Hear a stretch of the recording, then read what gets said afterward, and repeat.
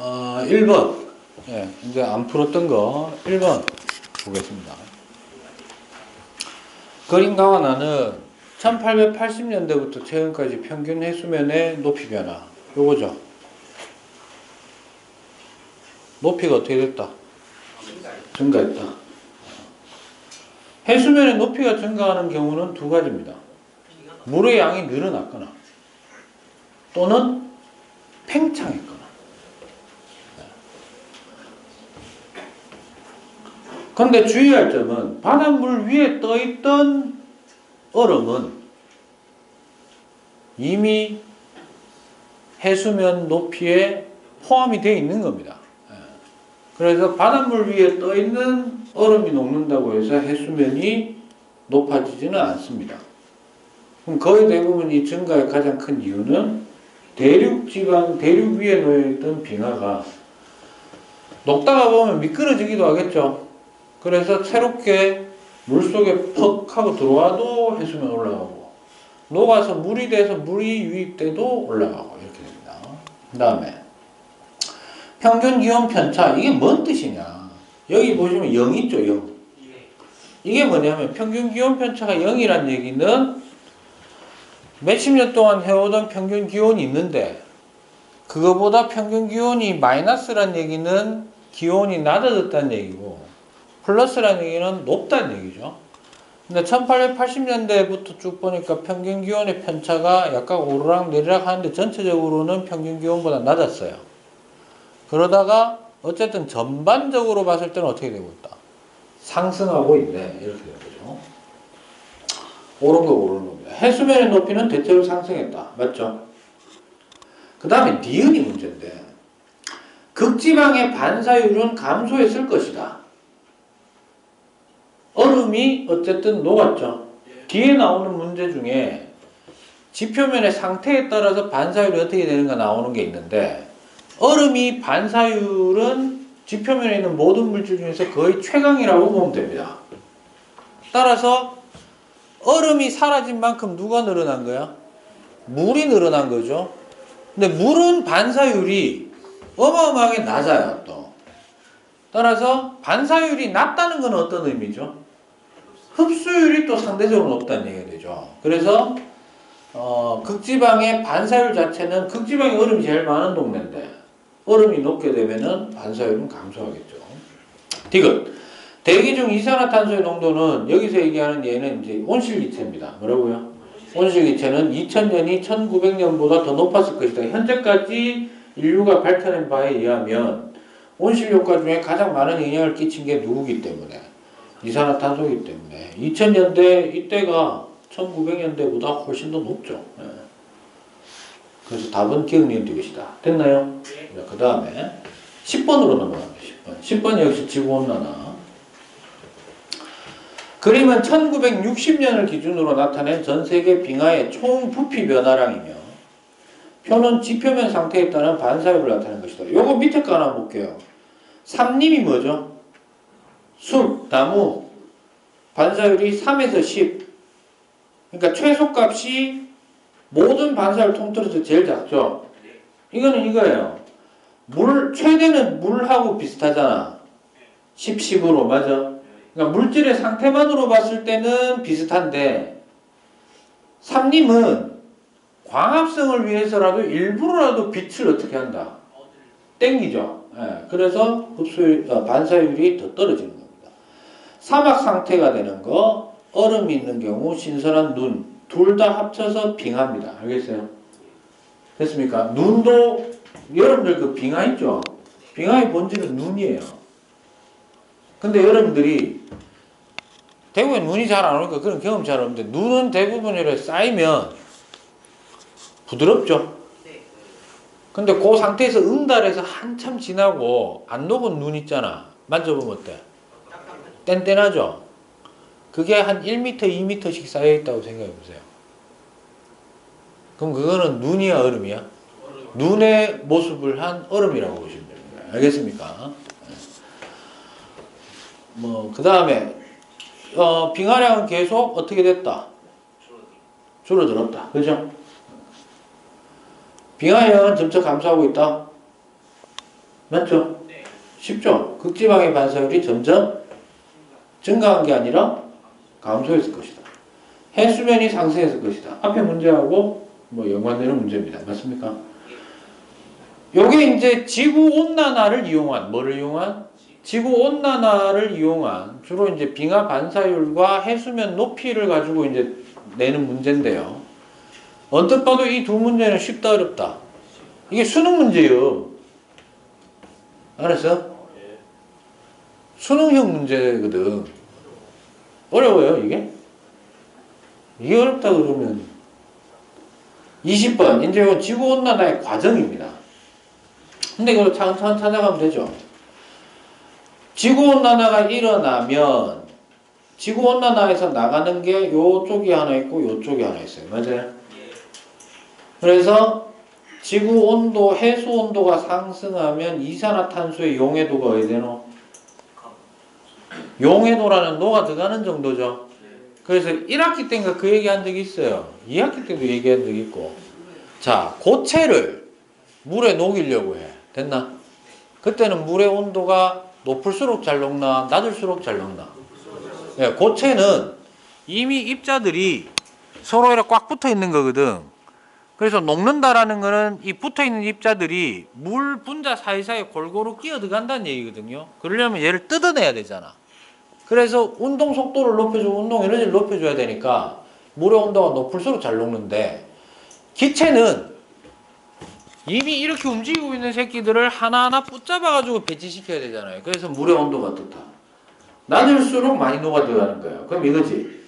해수 온도가 높아지면 녹아 들어가는 양도 줄어들고 도리어 물에 녹아있던 기체가 어떻게? 빠져나가서 이산화탄소의 기체의 농도를 높이는 효과가 나타납니다. 일단 기억은 뭐다? 감소. 지구온난화가 일어나면 빙하량은 감소. 그럼 일단 답은 뭐다? 감소니까 4번이에요. 됐니? 근데 이 포인트는 좀 잘 보셔야 되는 게, 용해도가 낮아지면 대기 중 이산화탄소 증가돼서 요게 문제인 거예요. 다시 뭐? 또 지구온난화를 때리는 거예요. 온실효과가 커져서. 그러면 이거지. 여기 보면 화석연료 사용 증가 있죠? 삼림벌채 사실 이 두 군데에서 시작은 했겠죠? 그러면 이 시작해가지고 이 로테이션이 한번 딱 돌고 난 다음에 우리가 이거 안 쓰고 이거 안 하면 멈추나? 안 멈춰요. 자동으로 돌아요. 이게 일로만 도는 게 아니고 이렇게 돌기 때문에. 이해하시겠습니까? 그래서 지구온난화가 좀 심각한 문제다 이렇게 얘기합니다. 그 다음 16번 넘어갑시다. 이거 그래프 본 적 있죠? 반틈 뚝 잘라가지고 했던 거예요. 하는 거고. 쉽게 가죠. 요게 과잉. 요 면적만큼이. 그 다음에 요게 부족. 됐죠? 됐나? 예. 남북 방향 열 수송량은 어디에서 최대이다? 열 수송은 너 상식적으로 생각해봐. 열 수송이라는 거는 찬가하고 따뜻한 거 붙였을 때 열 교환이 어디서 많이 일어나냐 이거거든. 붙여놓은 지방이가 양극 지방이가. 그러니까 수조를 두 개를 맞닿을 수 있도록 준비해가지고 하나는 뜨거운 물, 하나는 동일한데 찬물 해가지고 붙였어. 알았어? 벽을 붙였단 말이야. 그러면 실제로 열이 많이 전달되고 있는 곳은 어디? 접점면이죠. 네, 그래서 요게 됐습니까? 니은 적도지방은 에너지 과잉, 극지방은 에너지 부족이다. 당근이고요. 디귿 위도별 에너지의 불균형은 대기와 해양의 순환을 일으킨다. 너무너무 모범적인 문장 되겠습니다. 됐습니까? 바꿔 얘기하면 위도별 에너지의 불균형이 대기와 해양 순환의 원동력이 된다. 이렇게 되는 겁니다. 또한 대기와 해양의 순환이 불균형 때문에 일어났기 때문에 대기와 해양의 순환으로 인해서 불균형을 해소하려고 한다. 됐나? 이제 4번. 황사 나옵니다. 딱 한 문제 있었죠. 황사. 여기 보시면 그 검은색 막대 그래프는 1975년에서 1994년까지고요. 1975년에 아주 중요한 일이 있었죠. 어떤 일? 제가 태어났습니다. 94년에 또 중요한 일이 있었어요. 뭘까요? 제가 대학에 합격했어요. 대학생 1학년 때입니다. 졸라 중요한 이 역사적 사건이 있던 곳입니다. 알겠습니까? 씨발 어떻게 참. 힘들다. 1995년 졸라 암울했던 때입니다. 군대를 갔거든요. 2014년이면은 뭐 별일은 없는데, 제가 이제 학원 생활을 이제 그만두고 학교 현장으로 나오냅니다. 나름 의미는 있네요. 뭐 언뜻 봐도 후반기에 와서 황사일수가 어떻게 됐어? 증가했죠. 1년 전체로 보면 어디에 집중된다? 봄철이 많고, 봄철을 제외하면 그나마 겨울철이죠. 증감으로 보면 가을이 접어들면서 좀 생기는 편이고, 여름으로 접어들면서 황사는 거의 사라지는 편입니다. 이거는 여러분들이 중학교 때 배웠던 기단과 전선, 기압의 배치, 이거를 정확하게 이제 다시 알면 좀 논리적으로 연결할 수 있는데, 나중에 좀 공부를 좀 그렇게 하십시오. 황사는 주로 봄철에 발생했다 맞고요. 발생의 수는 A 기간보다 B 기간보다 많았다. A가 많다 돼 있는데 B가 더 많았죠. 막대 그래프를 못 읽으면 틀리는 거죠. 겨울철 황사는 A 기간이 B 기간보다 많이 발생했다. 그것도 아니죠. 답은 기억만 맞죠. 하나 물어볼까? 이 A 때보다 B에 많아진 이유가 뭘까요? 또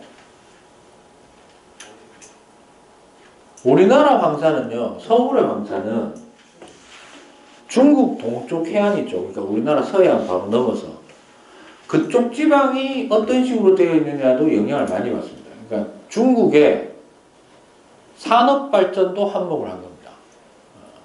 사실 우리가 중국용 많이 하는데 당연하죠. 우리 사는데 피해를 주는 거니까 짱깨 새끼를 다 뒤져야 돼 뭐 이러면서 얘기하지만, 우리나라가 공장을 어디에 배치하느냐에 따라 가지고 일본도 영향을 받는 게 있어요. 그러니까 예를 들어서 우리나라 동쪽으로 쭉 가다 보면 누가 있죠? 일본 홋카이도가 나오거든요. 근데 우리나라는 무슨 대에 속하지? 편서풍대에 속하기 때문에 대기의 전체적인 큰 흐름이 어디에서 어디로? 서에서 동으로 간단 말이에요. 그럼 우리나라 동해안 쪽에서 홋카이도 쪽은 서에서 동으로 가는 방향이죠. 그러니까 우리나라의 포항에 있는 산업단지나 이런 것들이 그쪽에 집중되어 있는 것도 있죠. 그 다음에 우리 대구 입장에서는 저쪽 서쪽에 광양제철이나 이런 거 막 생겨날 때 욕하는 사람들도 많았어요. 저기서 분명히 뭔가 먼지가 졸라 많이 넘어올 거야 뭐 이런 얘기도 많이 하고 그랬었는데, 경상도는 또 그 영향을 별로 안 받아요. 왜 그럴까? 그렇죠. 막혀 있는 게 많아요. 알겠습니까?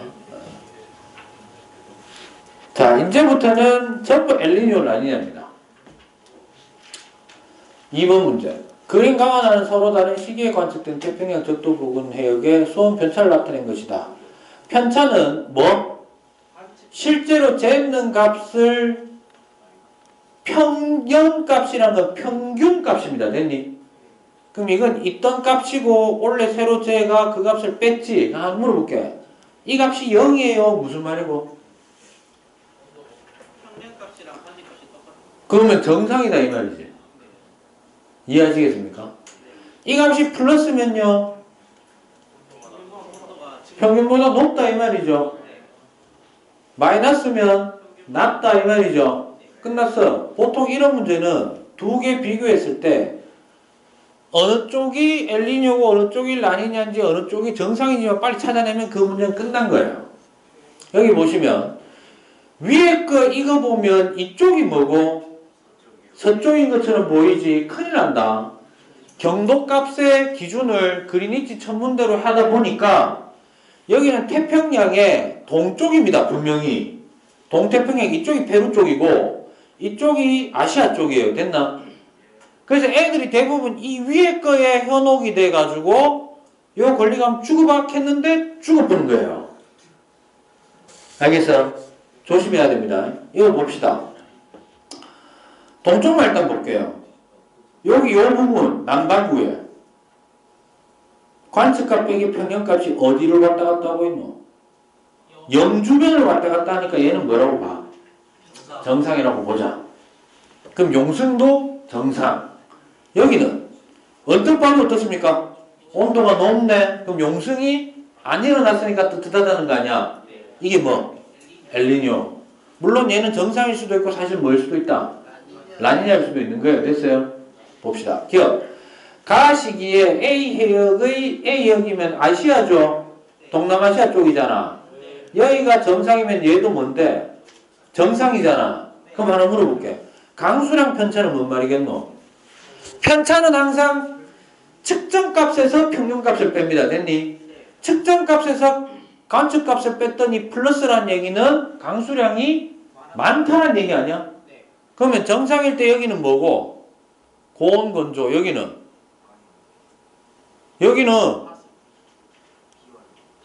이건 아니지. 이것은 아니지. 여기가 고온 건조. 여기 뭐?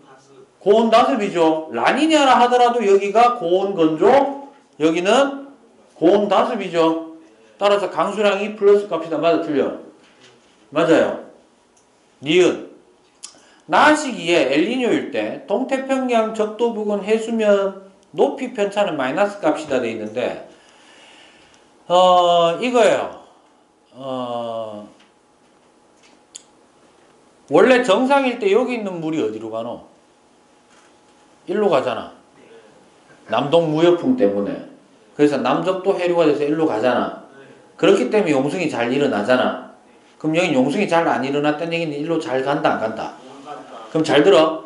잘 가면 요 바닷물의 높이를 쟀을 때 어디가 높을까? 여기가 일로 물이 잘 흘러가니까 여기가 높고 여기가 낮은 거예요. 됐어요? 그럼 그거를 제로라고 본다면 엘니뇨가 일어나면 어떻게 될까? 상대적으로 많이 못 가잖아. 그러니까 평소보다 어떻게 될까? 해수면이 높아지겠지. 마이너스가 아니라 플러스다. 됐습니까? 디귿. 동태평양 적도 부근 해역의 용승은 나 시기가 가 시기보다 나가 가보다 강하다. 아니죠? 그래서 답은 기억만 맞습니다. 그죠? 3번. 이것도 뭐예요? 이래야 되는데 이것도 엘니뇨가 나오죠? 그럼 이거예요. 잘 봐. 평상시에는 그래 이거 알고 있으면 좋은 거야. 평상시에는 어획량이 좋아 안 좋아? 좋아요. 좋잖아. 근데 대부분 건져 올린다라는 거는 인간의 입장으로 볼 때는 밑에 있는 거 걷어 올리는 거지만 바다 전체로 보면 대부분 어디 있는 물고기? 표면에 있는 물고기 표면까지 잘 올라온다는 얘기잖아요. 표면에 보니까 플랑크톤이 어때? 많다고? 영 근처 아니야? 근데 여기는 플랑크톤 많지? 언뜻 봐도 이게 뭐고? 이게 평상시, 이게 뭐? 엘니뇨예요. 평상시가 수온도 봐봐. 엘니뇨일 때는 수온이 어때? 높아. 근데 평상시에는 낮아. 용승이 일어났으니까. 강수량은 나보다 정상일 때보다 가일 때 엘니뇨가 됐을 때 유일하게 비가 옵니다. 맞아요? 기억 맞아. 니은 영양염류. 뭔 염류? 이거는 영양염류가 많기 때문에 플랑크톤이 많은 거고 플랑크톤이 많은 거기 때문에 물고기가 많이 몰려요. 가보다 나일 때 더 많다. 맞죠?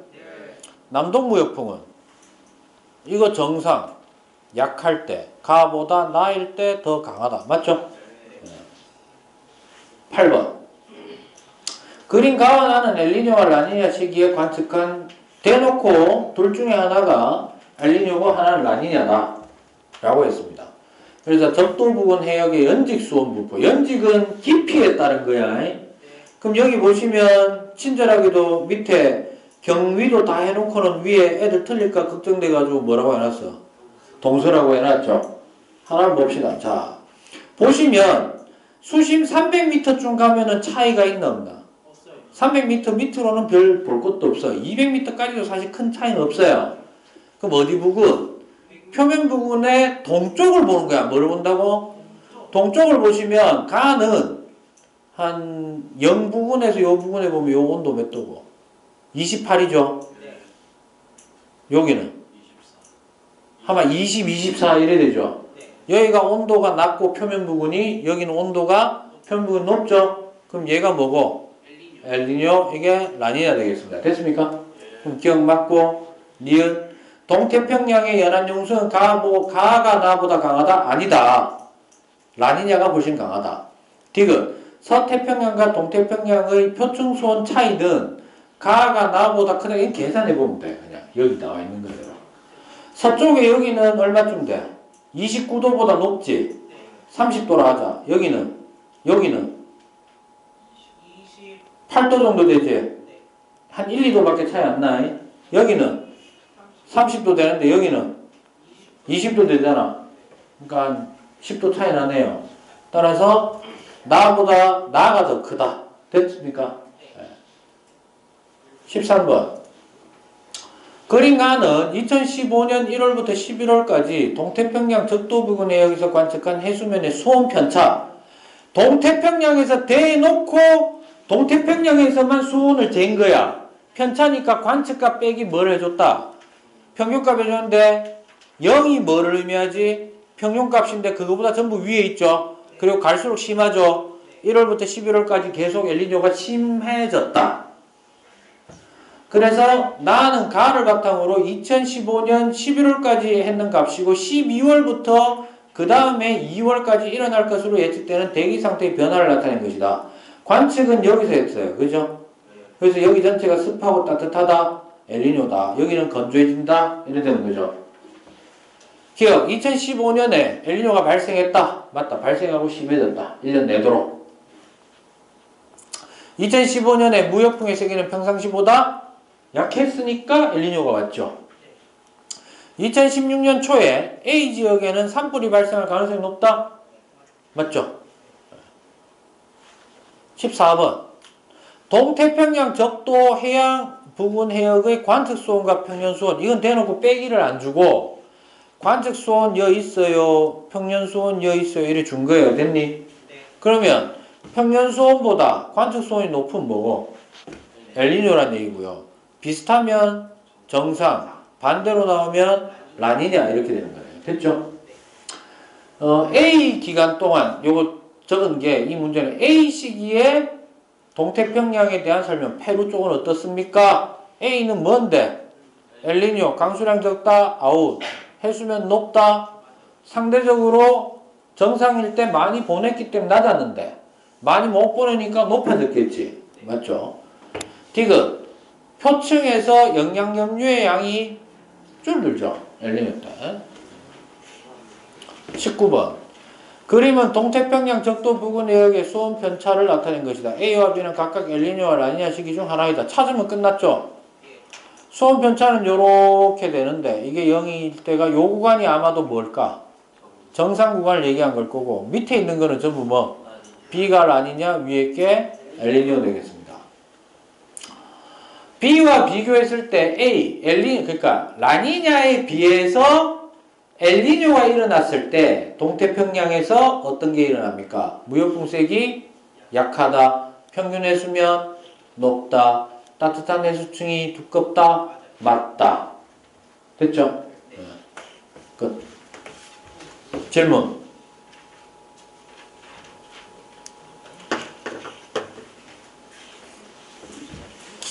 자, 없으면 오늘 여기까지 하고. 자, 어쨌든 한 학기 동안 고생 많았습니다. 알겠죠? 고생 많았고 뭐 내년 얘기는 못 하겠어요. 지금 솔직히 어떻게 되는지 모르겠고. 그러니까 아니 내년 학기는 내가 뭐 모르겠고. 어쨌든 뭐 A 강좌는 폐반됐나? 관심이 없어가지고. A가 2학년 겨울방학 거. B반은 개설됐죠. 네, 개설된 걸로 알고 있는데 아마 거기서 좀 기간상으로 뒷기간에 천문학을 담당할 것 같습니다. 거의 천문학만 아마 할 거예요. 네. 그렇게 하고 좀 쉽게 천문학에 대한 이해도를 좀 높이는 쪽에다가 포인트를 맞추도록 하겠습니다. 알겠죠? 그렇게 하고 아무튼 고생 많았고 다음 주죠 시험이. 예, 다음 주. 그죠? 예. 욕 보십시오. 고생해라. 못 주겠노. 고생해야죠. 좋은 결과를 얻으려면. 좋은 결과란 원하는 결과죠.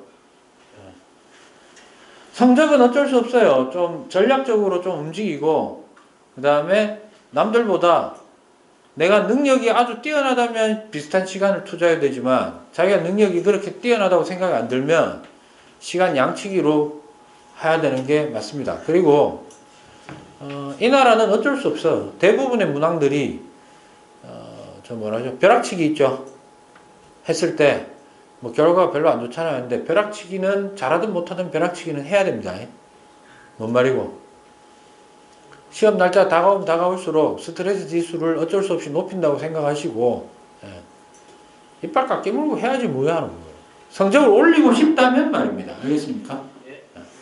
나는 뭐 과학 점수 80점 맞으면 뭐 돼.